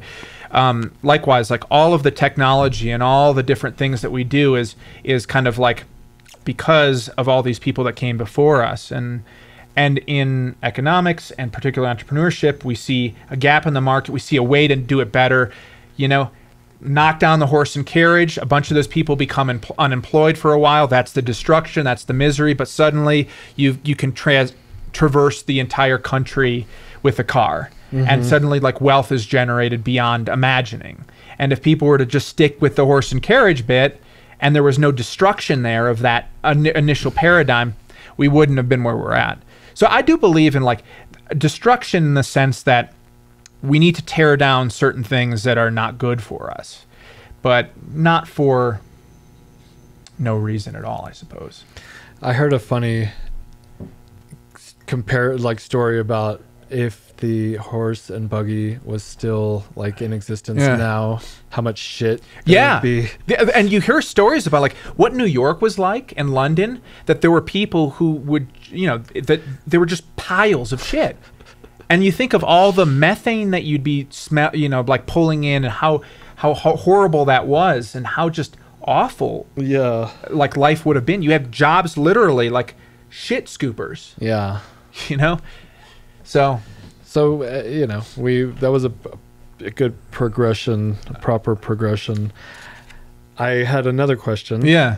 A lot of the movies these days are either remakes of old movies. Yeah. Or sequels. Yeah. And what do you think's going on there? Well, film is at its very best art and necessarily a commercial endeavor, meaning it has to make money. Film is the most expensive art form that pretty much exists out there. It has virtually a limitless cap on how much you can spend on a movie, and you hear about this often. Inflation aside, this movie spent this much, and it keeps on growing and growing and growing, meaning the amount of money that it has to pull in has to be more. And because it needs to make money, and there's a certain level of risk exposure that investors are putting into this, and there's a lot of different risk that comes from like investment that comes from a lot of different schemes. It could be a bank, it could be, I don't know, it could be like a private investor, private equity. It could be tax incentives like they're doing in Georgia, where you can get 40% off, 40% of your taxes back if you spend with qualified things. So like there's a lot of money involved. So you need to make sure that you have a successful model going into it. Art is inherently risky. So this is the age-old commercial versus art. And often is the case, the more money you're putting in, the more risk kind of protection you're trying to get. And how do we do that? By going back to things that worked before. Superhero movies. The stories exist already. They are a built-in audience. You are building it off of like a sequel or the threequel or a series or something like that. Suddenly, at least you can build a model after what you're going to be earning. That's why it's harder to make, name your art house movie, or name that risky sort of movie that there, one of the theater darlings was Everything Everywhere All at Once, right? I did like that. Yeah. So that was a movie that everybody loved. It was a big risk. It was weird, bizarre, had multiverse, elements in there. And it's like really surprising that it was successful. And the money involved in that was really risky. But because it was risky and it had to make money, you just don't see that often. Yeah. And that's kind of like the long and short of it. And studios, we've seen movies now for 100 and almost 20 years, right? And just like any other investment, some film companies go under off of the back of one bad movie. Just like one bad investment. Yeah, we want to make a movie. Yeah. Just because it's fun for fun. Yeah. But there's the risk, and obviously it would have to be like funded on a low budget. Yeah. But What was that movie that came out recently that was like funded by the people? It was about child abduction. Oh yes, Sound of Freedom. Yeah, Sound of Freedom. Yeah. That's been making waves, and yeah, it's an interesting story behind that. Angel Films or something is what it's called. I know somebody that works there. Yeah, and definitely made a bunch of money. It was good. I watched it. Yeah, and we watched Barbie. Didn't love it. But it was okay. It was very man-hating. I don't know, like, or whatever. They just made it out to, they kind of like brushed it off, like they weren't making every guy look like a misogynist pig, but also a idiot, but also running the entire world. And I was like, okay, I don't really like that, but it's just a movie, so I'm gonna let it go. And I see what you're doing, so don't act like you're not doing it. But they're like, oh, it's just Ken, because Ken's an idiot and Barbie. And maybe I'm reading too far into it, but they clearly made all the males in this dimension just like like a boardroom full of males, or some construction workers be like, hey baby, give me that ass, or catcalling, or like or you're an idiot. I mean, it was like all the worst stereotypes of men, the toxic masculinity tropes. I was just like, okay, but there were funny parts and good parts, and it was very empowering for women, and I'm very supportive of all that, but didn't love it. But I did like The Sound of Freedom, and Maverick wasn't that good. We've been watching more and more movies. It was good. Maverick was good, but it wasn't like everyone was like, that's a fucking best movie ever. Yeah. So, I don't know where we're at on time, but I know you have a few hours. So yeah, we're good. We're gonna keep going a little bit here. So the writers in Hollywood are all like striking. Where do you fall in that? All right. So I'm a member of a union, DGA. And a lot of people, if they're working for a long period of time, are going to be unionized within the industry. Look, bottom line is, I think it's been a long time coming for this reckoning, I'll call it. And the writers and to a certain extent actors have been kind of hurt by the streaming model in the way that they have not been awarded residuals, because residuals aren't awarded in a streaming model. Normally what happens is that you get residuals because advertisers pay networks to advertise in between slots of, let's say, NCIS or something like that, and you've not only got the first run of it, but the third and fourth run of it. And when I decide to, let's say, develop a show, I'm going to order an X amount of episodes, let's say 24 episodes, right? And I'm going to know as a writer that I'm going to be working for X amount of time. Let's say the whole year I'm going to be writing, and I have stable work. Not only that, but the residuals are going to cover my time when I'm not. And suddenly, if the model is going to streaming and the network model is starting to die, streaming is not awarding you residuals, A, and B, they're not ordering as many episodes. You'll notice when you're watching a streaming, like a streamed show, like a Netflix show, they'll have like 10 episodes, 8 episodes. So you're not even writing that long. So you're not employed as much. You're not getting as many residuals. And it's because of that model and that innovation that suddenly the balance has gone the side of the big studios, the corporations. So now you've got this reckoning that's happened where most of the unions are striking. Some have more skin in the game than others. Like I said, WGA has like a serious complaint with this. There's also this AI thing that's quite interesting, where, you know, I know some SAG members, and I know there was some studio heads that were researching generative AI to create crowds of extras, so they don't have to pay extras. And then they also don't have to pay them any residuals, right? So that's a really interesting idea, and I think that's going to happen one way or another. That's the genie's out of the bottle. That's going to get to a point where only the featured extras are going to be the ones that are going to be hired. So instead of, you know, hundreds of extras and you filling a stadium, it's really going to be like 100 or 50 or 10 or whatever. They'll duplicate them across the board. They'll reuse them, put them in different costumes. And maybe they'll figure out like an image and likeness license. and you can get paid doing that. Yeah. But it cuts down on the cost for catering, like liability, insurance, all this sort of stuff. Yeah, it's an inevitability. Yeah. I was talking to my photographer yesterday. Yeah. And he wants to move to a licensing method. Mm-hmm. Whereas before I would just pay him, he would give me the pictures, I have all the rights. Yeah, I don't have to relicense them or anything. And I've never worked with anyone where I had to, well, I did do a pair of underwear where we licensed the pattern from Mossy Oak, and I had to send him a residual. Okay.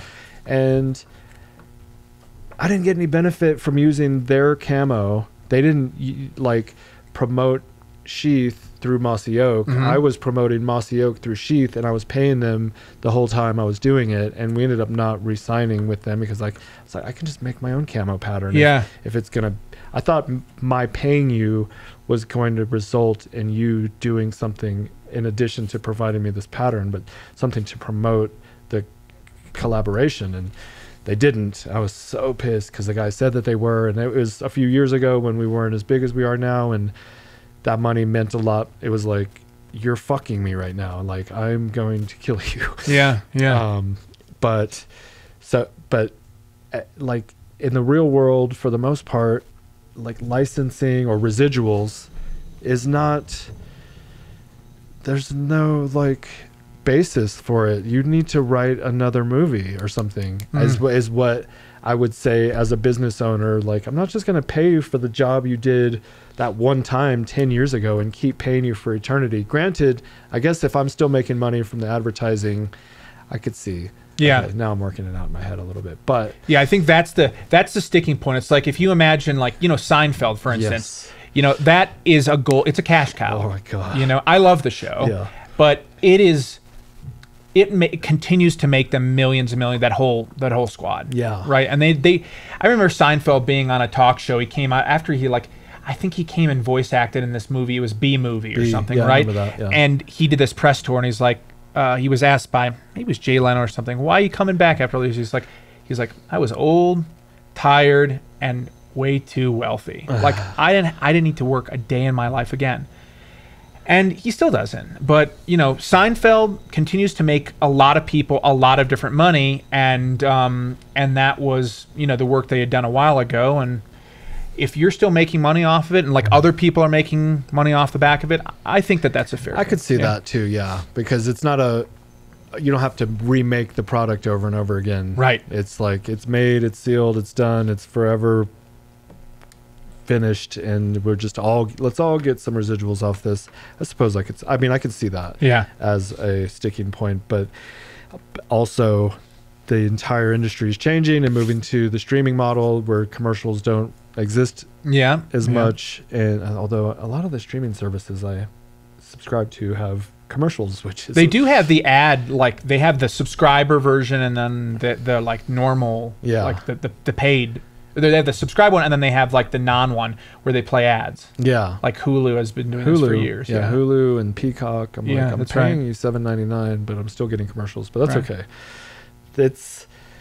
I have 50 different apps. I just bought a new TV, and I had to re-sign into Hulu, all of the Apple, and Netflix, and ESPN, and YouTube. Anyways, well, hopefully they figured that out. But I could see the production companies holding out and being like, it's going to take a while, I think. Yeah. From people, you know, I kind of work now in more digital media as of right now, and I will be for the next year and a half.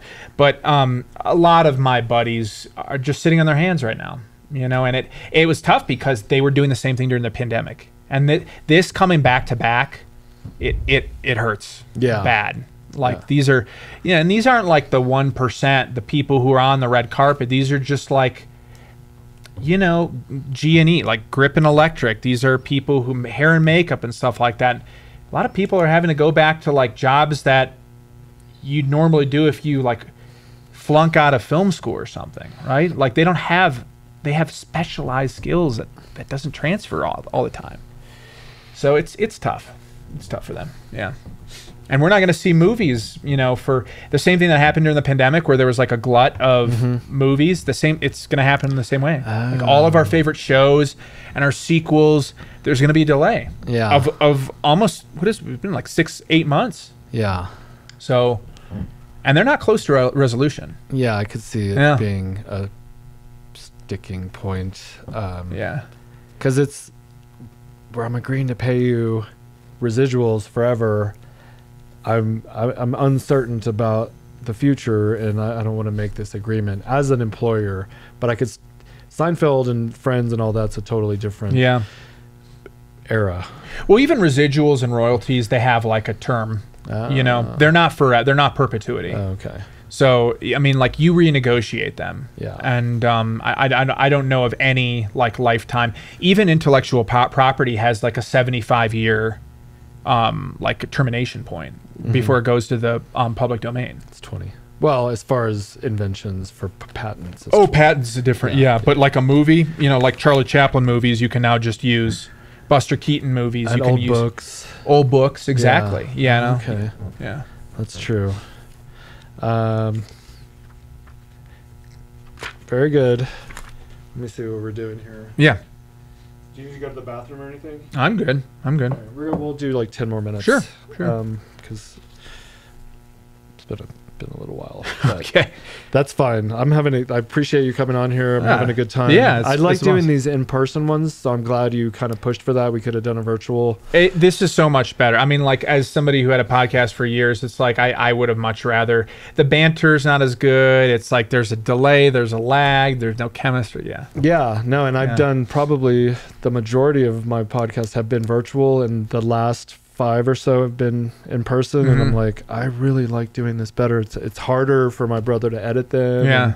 But we get to hang out afterwards a little bit. And it's just more of a connection. Absolutely. Yeah. So I have Mr. Beast. I wrote Mr. Beast down here just because he's like constantly learning how to engage the audience. And I feel like you're in a similar lane or something, but different because he does, you know, what he does on YouTube, but you're still learning the art and how to captivate an audience. I don't know. What do you think about him, and do you know anything about him? I do. Yeah. I do, and I've watched a lot of his stuff. It is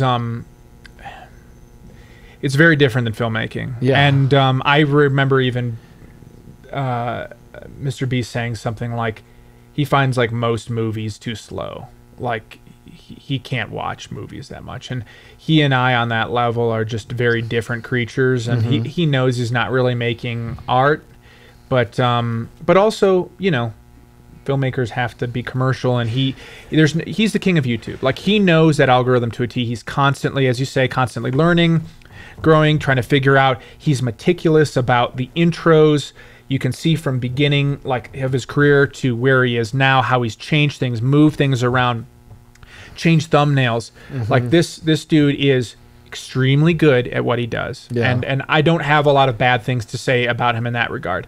His videos aren't always my cup of tea. Yeah, I don't watch them. Yeah, yeah, and they're more for kids, I think, for the most part. Sometimes they're like, oh wow, like I would like to see how he. In fact, it's funny because Untamed Borders, my adventure tourism company, they brought Mr. Beast out. They toured him around some countries. Oh, cool. So so this is like James, the owner. He has a very long pedigree of bringing a lot of VIPs and celebrities into different countries.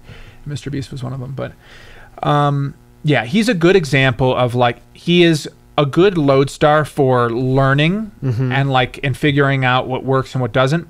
But as is, I think, the case for everything, once you get to a certain point of emulation, you are only ever going to be as good as him and not better if all you do is copy. Exactly. And you need to. Nobody will know your name except for the Mr. Beast clone, unless you do something differently. Yeah. So I have very little desire to copy what he does. No, and honestly, I'm like, I have no ambitions to be a YouTuber or like an influencer to any degree. I just say that I'm a storyteller. And, yeah. You know, Well, like the quick cuts is one thing, and he also gives away like a lot of money. So maybe if you made a movie where you gave away $1 million at the end. Yes, there is that. He does have, like, now that he has money, he's able to give a lot more away. Yeah. But I assume it's difficult to just start out with, I'm going to give away $1 million to this person who, like, the last person who takes their hand off of this plane or something. Right. You know. Yeah. Yeah. Fixed like 1,000 kids that are blind. Like, he did that recently. That was pretty cool. That was cool. Yeah. I only heard. I didn't watch it. Yeah. But it's funny. You got a lot of hate for that. Yeah. You read about that? Like how they're like, you could have donated to something that did. I'm like, he helped a bunch of kids and made a video doing it. Yeah. Like, that's a win-win in my book. These are the kinds of people we're talking about. Negative energy. Can't find anything else but to complain about. Could have donated to a nonprofit. Yeah, then you would have paid all the bureaucracy and all this other shit and like, he did a good thing. Yeah. Celebrate it. Yeah.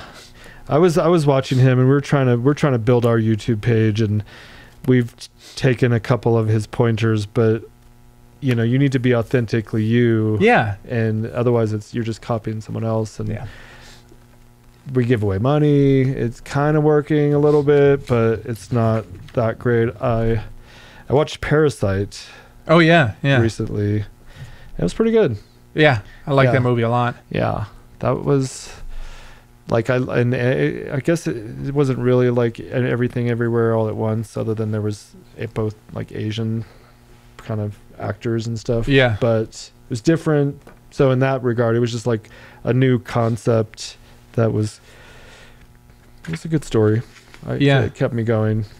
Yeah, I like what is it? Oh my gosh, Boon Joon Sung. I'm gonna kick myself after I forgot I've seen a lot of his other movies. I've been following his career. I'm glad that he had that success, and I appreciate that. Like, there's always a stigma around subtitles and, you know, foreign language films, and you know, the world's a big place. There's a lot of stories. Yeah. No, I wish, honestly, I've been wanting this invention to happen forever, where the book is on your TV, and it's just like scrolling like the Star Wars intro, so that I can just like, I want to read more, but I would like it to just be on like a constant scroll. Like that you want to see the script alongside the... No, a book. Oh, like not even a movie, just a book. Oh, you just have the book moving along, and okay. Yeah. Just because you could just sit there and you're not like doing this. I love the tactile feeling of paper. Yes. For me, like there's nothing. I have a really, really big book collection. As one of the reasons why I don't have a great sense of direction is because I constantly had my nose in a book when I was a kid, and I can't get away. I listen to audiobooks, right? The multitasker and all that. But I like I still like that feeling of I'm reading 3 books. I'm reading The Empire of the Summer Moon, which is about the Comanches. Oh yeah. Which is, it's really good, and it's a book. I had a Kindle, but I like the paper also. My only upgrade would be what I was just mentioning, but I'm reading Delivering Happiness by Tony Huish, who was the founder of Zappos. Oh, yes, I did. I read that. Yeah. I read that way back when. Yeah, it's pretty good. I read it way back when. Now I'm having my whole team read it, and I'm reading it along with them. It's funny, there's a producer I knew that like insisted I read it, and he bought the book and he gave it to me. Yeah, it was good. But side note, he died not too long ago in a fire in his shed. I think So was that over the pandemic? Was it over the pandemic? Yeah. Yeah. And Jewel, the country music singer, she was like, "You're doing too many drugs," and he created this company and sold it for $1 billion, and then dies in a fire in a shed, which I assumed he was probably like smoking foilies or crack or something. Yeah. Maybe not. But she said he was doing too many drugs, so I don't know what. But he made this huge company and built this culture, and everyone's friends and working and living together and just like delivering happiness. And now he's no longer with us, which was, I found out after I had my team start reading the book. Yeah. Well, I hope it was the smoke and not the fire. The fire is a miserable way to go, man. I could imagine. Yeah. I've seen charred bodies, and it was pretty brutal. The other book I'm reading is Walter Isaacson's Leonardo da Vinci biography. Oh. Because the previous one I read with Bill Gates, Steve Jobs, and Benjamin Franklin. So Walter Isaacson writes these really amazing biographies. Yeah. I do like reading biographies a lot, and Leonardo da Vinci, like, I could go back to. He's like a wellspring of inspiration. What a life. Yeah, I'm only a few pages in on that one. Yeah, I'm nearing the end of The Immortality Key, which is about it's about this man searching for the pre-Christian religions, basically the Greeks' psychedelic use in mystery cults, and how that may have influenced early Christianity, and how the Eucharist and communion might have contained psychedelics in their original experience of communion. That would be way better. Right, you think? And like there's a lot of really interesting evidence that shows, okay, he went back to Greece and found, early wine and even beer in Persia that was made that has hallucinogenics. Ergot, yes, exactly. 1 second. Yeah.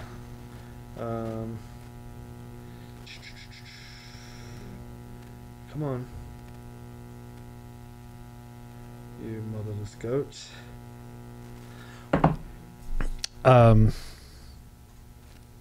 Who is this guy? The guy, I think his last name is Murnau. This classics. The book. Yeah, exactly. And now he's kind of tying it all together and like putting the evidence. So far, it seems a little circumstantial, but like it does seem like the Greeks were using psychedelics in this way, and he's just trying to kind of link it. And the reason why religion was so impactful at such, in early Christianity, and he contends that it was like kind of defanged over the course of the last 2,000 years, and how particularly the Church and the Vatican kind of quelched the use of that and created a taboo around psychedelics, particularly natural psychedelics that you find in the earth. Yeah. So it's just very interesting. It's really interesting. Immortality Key. I'll text it to you. Yeah, that sounds good. Yeah. I like how the use of psychedelics is becoming more mainstream and accepted. Yeah. Because like we're living in a time of depression that's probably more extensive than it ever has been. Yeah. Because we're all like disconnected, but we're all connected through our phones, but we're like not really connected. And then just seeing other people's lives and how great they are, and you compare yourself to them, and you're like, I'm a loser. Comparison is the joy of the thief of joy. The thief of joy, yeah. But you're making a movie or not making a movie, but you're creating a journey you're going to document and try to find what other people's happiest moments were. Yeah. And I think we're moving in the right direction. We're trying, to deliver happiness. I'm trying to, through our company. I mean, I know it's just underwear, but through every engagement, every customer experience, like that book, we're trying to create, just a happy experience where you're not going through hassle. And at the end of the day, we just want to make your life better. And if you have to call us for some reason, there's usually a problem. And so not only do we fix it, but we'll like throw an extra pair on top and then just try to make you happy. Yeah. Well, listen, I mean, a fresh pair of underwear goes a long way, man. It does. I mean, I'll tell you what, I work out 5 to 6 days a week, and before I was wearing SHEATH, I'm just like, man, first off, there was no separation, there's chafing and all that sort of stuff, and you're doing like these HIIT classes. I mean, you're sweating them, you're sweating like fuck. But it makes a world of difference. Yeah. You know, you feel like the mobility and the movement and the breathability. I mean, you know all this. Yeah, it is a good product, but then we just want to take it to that next level where we're always putting out like just positive energy, inspiring people to get in better shape for whatever reason. That seems to be a pattern with our customers. Like they'll buy SHEATH and then they want to like get more. They want to look good in it. Yeah. Well, that's cool. Yeah, it is cool. That is really cool. That's like an unintended consequence. There's so many unintended. Like there's a medical benefit for people who have had vasectomies or something. Like it helps them. So a lot of urologists will prescribe SHEATH for the support.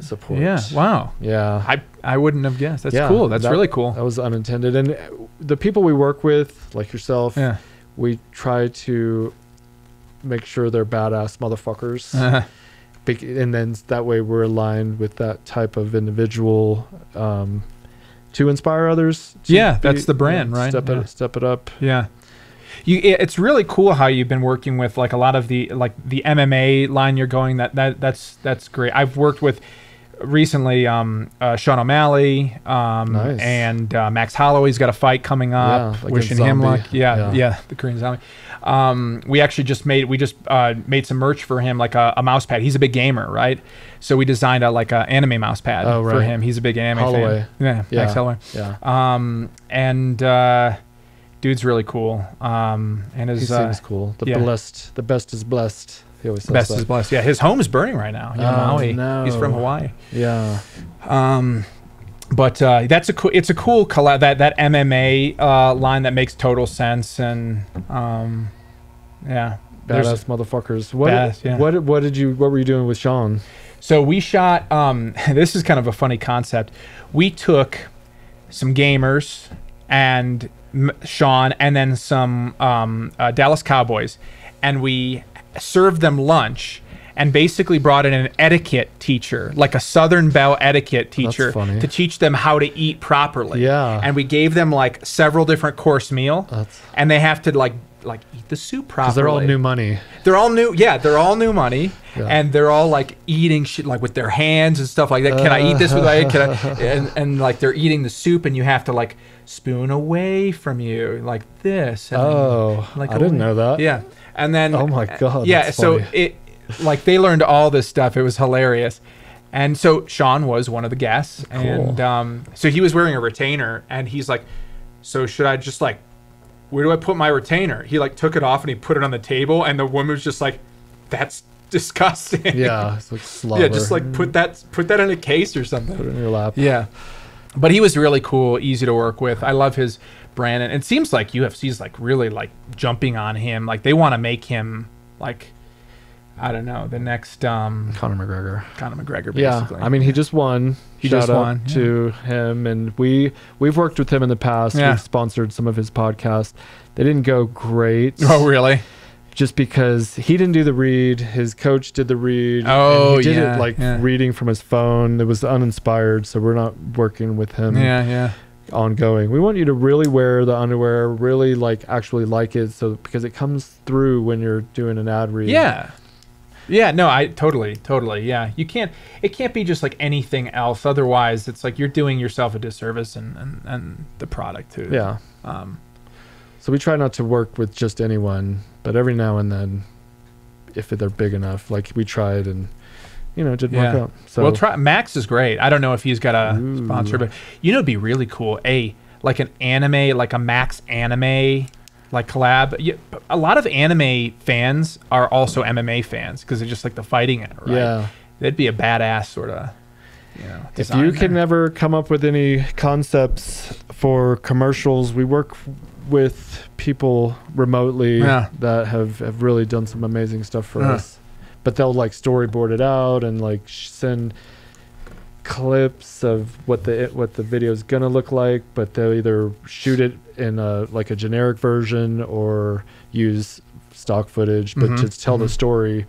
And we just had a team go to Greenland. You might have seen where the dude like jumped. I saw that clip. That was badass. Yeah, he took a Dude, whole he had like team. 2 axes or something like that. Oh, no, was that a different one? That was a different one. This guy, that was a different one. This guy. You have multiple people jumping off cliffs with. Well, this guy went to Iceland, Greenland, jumped off an iceberg, swam to the bottom of the iceberg, held it up as if he had the weight of the world on his shoulders, and this is 0-degree water. Yeah, and he had to take a team, of underwater photographers, like a couple of them.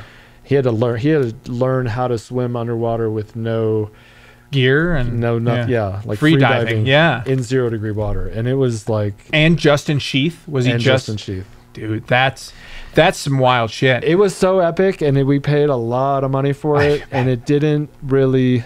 The problem is that it just like didn't like.